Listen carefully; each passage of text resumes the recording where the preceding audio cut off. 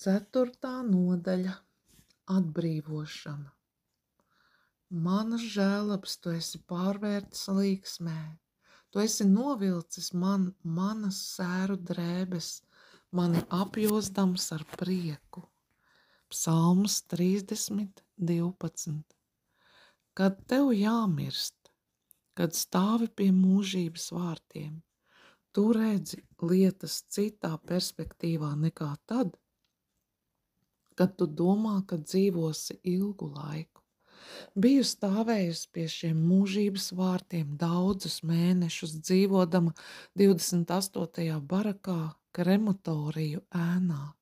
Ik reizes, kad redzēju paceļamies dūmus no briesmīgajiem dūmvadiem, zināju, ka tās ir mirstīgās atliekas no kādas nelaimīgas sievietes, kas kopā ar mani bija ieslodzīta Rāvensbrikā. Bieži sev jautāju, kad pienāks mana kārta mirt vai tikt nogalinātai. Tomēr es nebaidījos. Pēc Becijas nāves Dieva klātbūtne man kļuva vēl reālāka. Pat raugoties nāves ēnas ielajā, man nebija bailes. Tieši šeit Jēzus nonāk mums vistuvāk, satverot mūsu roku un izvedot visam cauri. Mani atbrīvoja nedēļu pirms pienāca pavēle nogalināt visas mana vecuma sievietes. Vēl tagad neizprotu manas atbrīvošanas iemeslu. Zinu tikai to, ka tas bija Dieva brīnums. Stāvēju cietuma pagalmā gaidīdama uz pēdējo pavēli. Aiz mūriem, virs kuriem stiepās dzeloņdrāts, pacēlās Vācijas klusie meži, kas tik ļoti atgādināja pelēk zaļās dekorācijas uz Holandas skatuvēm. Pie manis ļoti tuvu pienāca Minija, viena no cietumniecēm, un čukstēja: Penija, šorīt nomira tāpat kā Marija. Penija! Ak, kungs, pateicos tev, ka tu ļāvi man viņai norādīt uz Jēzu, kas tagad viņu ievedīs tavā klātbūtnē. Arī Mariju, es viņu labi pazinu. Viņa dzīvoja manā barakā un piedalījās Bībeles pārunās. Tāpat kā Penija, arī Marija bija pieņēmusi Jēzu kā savu kungu. Atskatījos uz garo baraku rindu. Kungs! Ja tas būtu bijis tikai Penijas un Marijas dēļ, lai tās varētu tevi iepazīt pirms savas nāves, arī tad šīs ciešanas būtu bijušas tā vērtas. Kāds sargs izkliedza pavēli Minijai atstāt pagalmu. Man viņš tūliņ pat teica: ej uz vārtiem, neskaties atpakaļ. Vārti šūpodamies atvērās, un es ieraudzīju pretī nometnei ezeru. Seko man, pavēlēja jauna meitene virsnieka formā. Lēniem soļiem es izgāju cauri vārtiem, atpakaļ neskatīdamās. Aiz sevis dzirdēju nočīkstam vārtu eņģes, kad tie aizvērās. Biju brīvībā. Atcerējos Jēzus vārdus Filadelfijas draudzei: redzi, es tavā priekšā esmu devis atvērtas durvis, ko neviens nevar aizvērt. Atklāsmes 3:8. Vispirms šīs durvis mani veda atpakaļ uz Holandi. Vilciens turp brauca 3 dienas. Līdz ar mani bija atbrīvota vēl kāda cietumniece, Klāra Prinsa. Viņas kāja bija ļoti satūkusi. Mēs abas bijām tikai kauli un āda, bet mēs bijām brīvas. Iebraukušas Gromingēmā mēs devāmies uz kristīgo slimnīcu, kura tiek saukta par Diakonisu namu.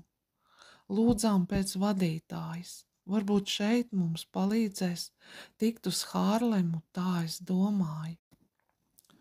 Māsa Taverjēra šobrīd nav runājama, man atbildēja kopēja. Viņa piedalās dievkalpojumā vienā no palātām. Diemžēl jums būs jāuzgaida.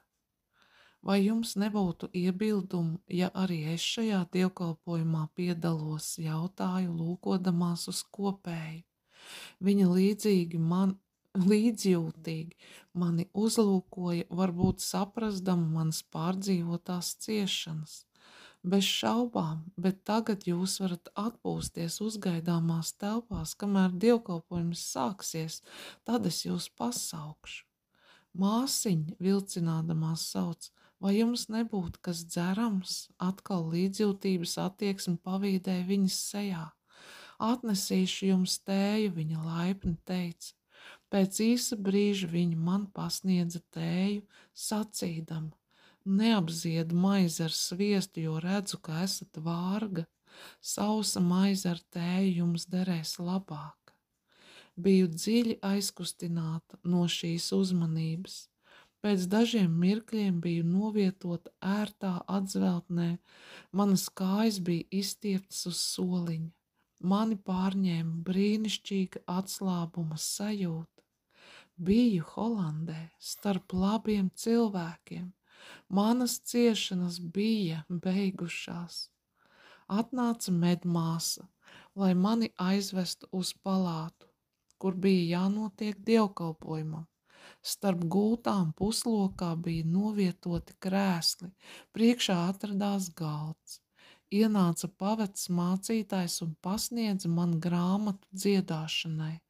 Redzēju, ka medmāsas un slimnieces cieši raudzījās manī. Manas drēbes bija skrandainas un netīras. Tās atkarājās no mana izdēdējušā stāva, kā skrandas no putnu biedēkļa. Taču man tas bija vienalga. Man tas nerūpēja, jo biju pateicīga, ka esmu brīva. Mācītājs runāja labskanīgā balsī. Tad mēs visi kopā dziedājām. Nevarēju nesalīdzināt netīrās cietuma telpas, inficētās un smacīgās gultas, pilnas utīm, un tagad šo vietu, tīri palagi, spilveni, ar spilvenu drānām, spožas grīdas bez traipiem. Tur aizsmakušās vergu dzinēju balsis, te melodiska, mierīga mācītāja balss. Vienīgi dziedāšana bija tā pati, jo Rāvensbrikā mēs arī dziedājām. Dziedāšana Rāvensbrikā bija viens no tiem veidiem, kā mēs sevi stiprinājām un uzmundrinājām. Dievkalpojumam beidzoties, medmāsa ieveda mani direktoras kabinetā. Par mis princu jau ir gādāts, viņa teica. Viņa jau ir svaigi klātā gultā. Acīm redzot, jums abām ir bijuši briesmīgi piedzīvojumi, bet es nezinu, ko lai ar jums daru tālāk. Sēdēju viņai pretī pie rakstām galda.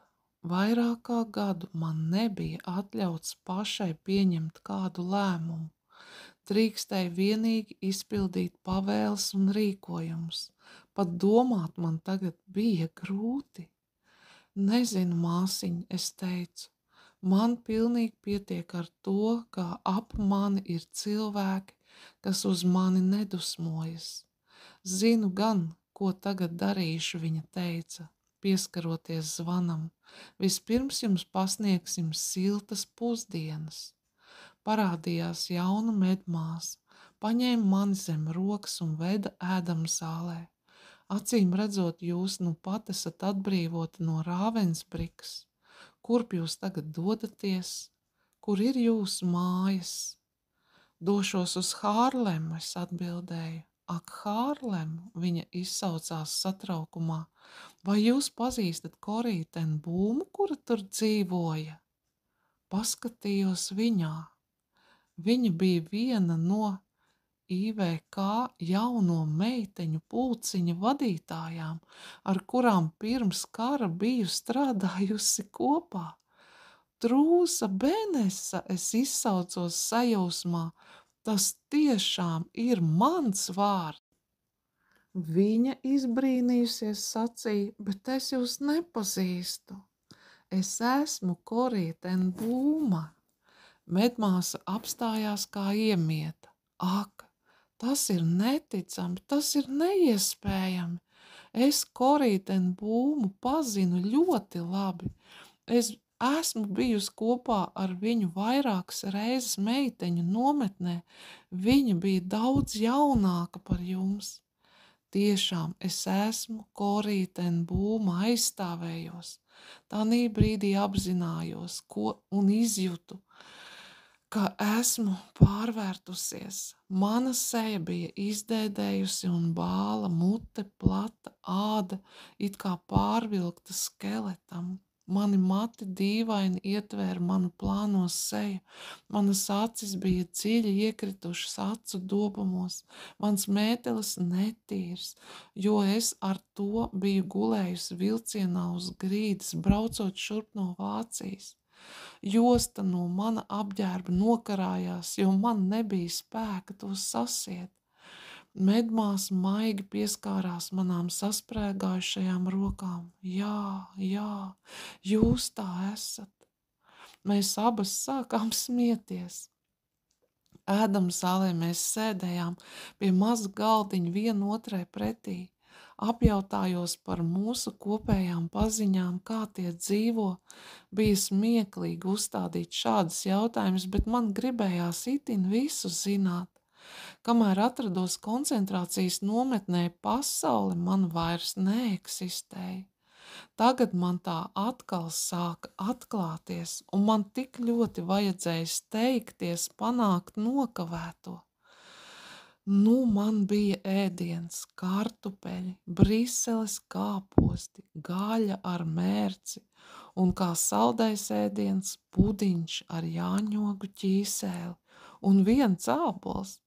Nekad vēl neesmu redzējusi kādu ēdam tik badīgi ar tādu izsalkumu, teica kāda no medmāsām pie blakus galdiņa. Mani tas neuztrauca.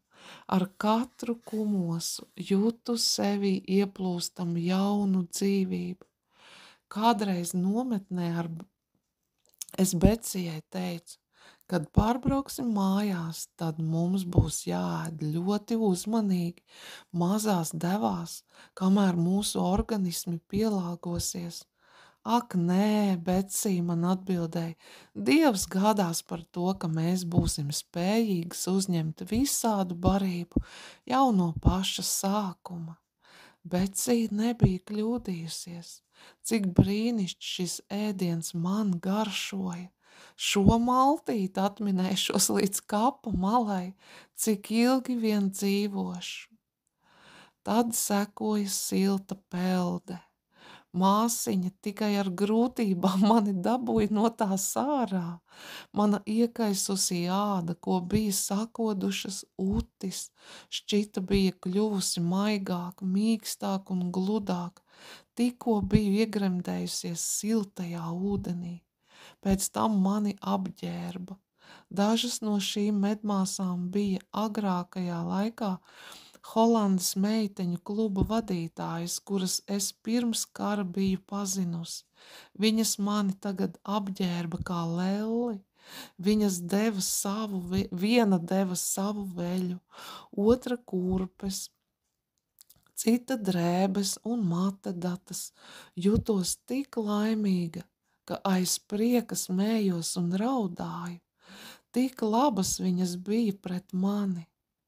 Šīs jaunās sievietes bija audzinātas laipnībai.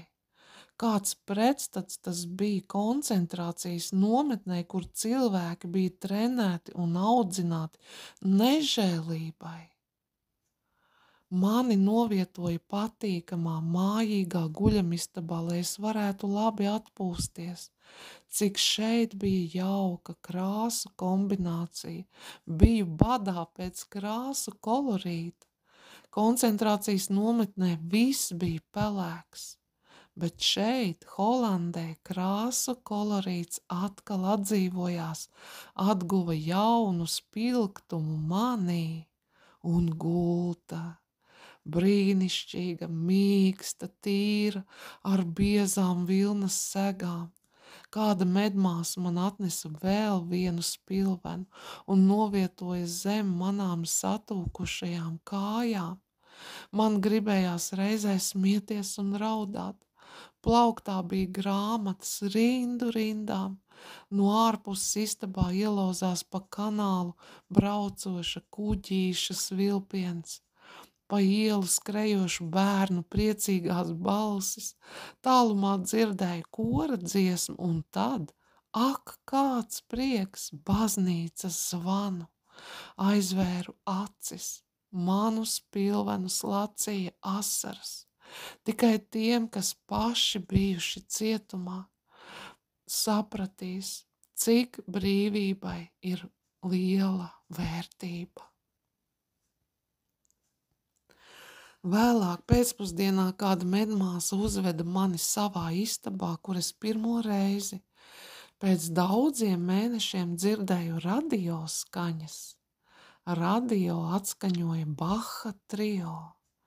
Ērģeļu skaņas plūda ap mani un ietina mani kā liegā segā. Sēdēju uz grīdas paklāja un nekautrēdamās raudāju. Prieks bija pārāk liels. Visos šajos ciešanu mēnešos biju raudājusi reti. Tagad vairs nevarēju pār sevi valdīt.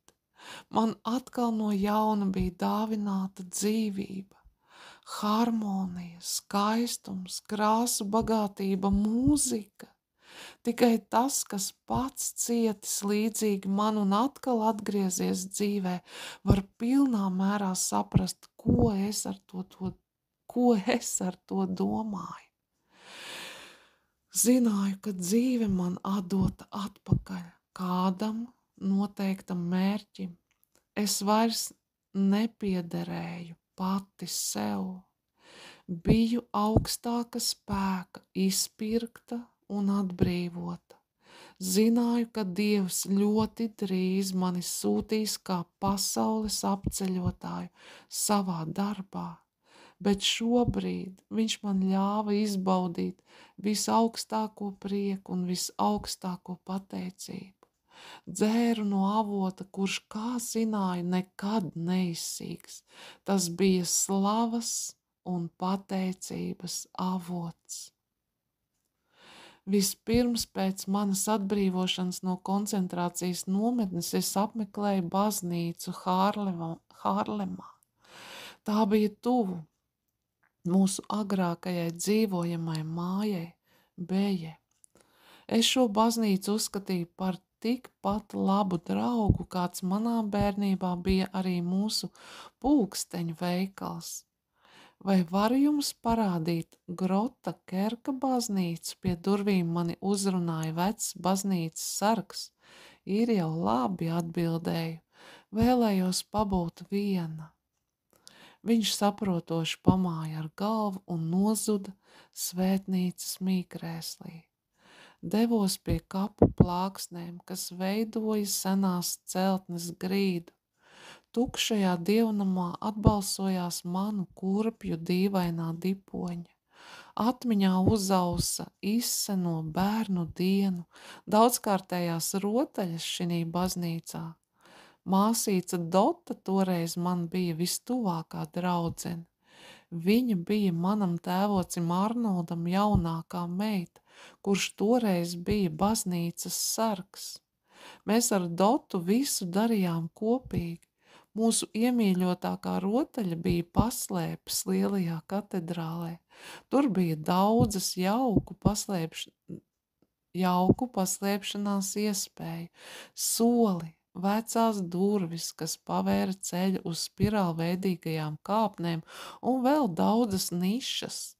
Tur bija arī pasaules slavenās ērģeles, un dažu labu reizi, kad notika koncerts, tēvots Arnolds atļāva saviem ģimenes locekļiem nākt katedrālē un sēdēt koka solos bez atsveltnēm, atspiežoties pret augstajām mitrajām akmens sienām, lai dzirdētu vareno ērģeļu mūziku. Katedrāle bija kā simfonija. pelēkos toņos tik labi kā no iekšpuses, tā arī no ārpuses. Tikai viena vienīga vieta bija absolūti ārpus mūsu limita. Tur mēs nedrīkstējām rotaļāties un spēlēt paslēpes. Tā bija vecā cienījamā kancele. Mēs nekad tur arī negājām, bet viss pārējais bija jauks, brīnišķīgs rotaļu laukums, šī senā, vecā katedrāle. Mūsu sajūsmas, gaviļu un smieklu atbalsis skanēja no ejas ejā. Mūsu smiekli nekad nebija zaimojoši. Pretēji dažam bargam pieaugušajam, kurš savilka uzacis par mūsu lielo jautrību, man arvien bijusi pārliecība, ka mazu bērnu smiekli tukšajā katedrālē ir bijuši visskaistākā slavas dziesma Dievam. Te mēs uzaugām pazīdamas vienīgi tādu Dievu, kam patika mūsu klātbūtne, kad mēs lēkājām, skraidījām, rotaļājāmies un pielūdzām viņu šajā svētnīcā, kas bija celta viņa godam. Kādu pēcpusdienu mūsu rotaļas ieilga ļoti vēlu, un pirms atjēdzāmies mūs pārsteidza tumsa. Skatījos visapkārt. Caur skaistajām vitrāžām redzēju gaismu, kas iespīdēja no apkārtējām ielām. Vienīgi gotisko pīlāru silueti izcēlās tumsā, tiekdamies augšup, augšup. Iesim mājās, čukstēja Dota, man ir bail. Man gan nebija bailes. Lēnām virzījos uz sargu durvīm, kas veda tēvoča Arnolda dzīvoklī. Sajūtu Dieva klātbūtni, kas mani iedrošināja un piepildīja manu sirdi ar dziļu mieru. Pat tumsā, kur varēja sajust vecās katedrāles mitrumu, es zināju, ka šeit valda pasaules gaišums. Vai tas kungs mani jau toreiz gatavoja nākotnē, ka man bija tik svarīgi zināt, ka viņa gaisma uzvar jebkādu tumsu.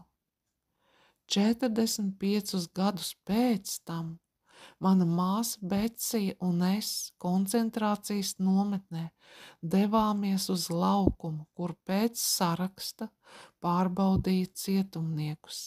Bija vēl agrs, īsi pirms rītausmas. Mūsu barakas nežēlīgā pārzine bija mūs izsūtījusi stindzinošā augstumā veselu stundu pirms laika. Becijas roka dusēja manējā. Mēs devāmies uz laukumu pa citu ceļu nekā mūsu pārējās līdzgaitnieces. Mēs gājām trietā. Tas kungs gāja ar mums, un mēs sarunājāmies ar viņu. Becija runāja, tad runāju es, bet tad tas kungs uz mums. Bet kā? Nezinu, taču mēs abas viņu sapratām. Tā bija tā pati klātbūtne, kuru es piedzīvoju pirms daudziem gadiem Hārlems vecajā katedrālē. Spožās rīta zvaigznes bija mūsu vienīgā gaisma. Augstais ziemas gaiss bija tik skaidrs. Mēs tikko varējām saredzēt baraku, gāzes kameru, sargtorņu kontūras, kuros stāvēja ar pielādētiem automātiem apbruņotā sardze. Vai tas jau nav debesu atspulgs, teica Becija. Ak, kungs, tā ir tikai maza priekšnojauta. Kādu dienu mēs tevi redzēsim vaigu vaigā. Mēs pateicamies tev, kungs, ka tu mums jau tagad dāvini prieku staigāt un sarunāties ar tevi. Debesis elles vidū, gaisma tumsas vidū. Kāda drošība, kāds patvērums!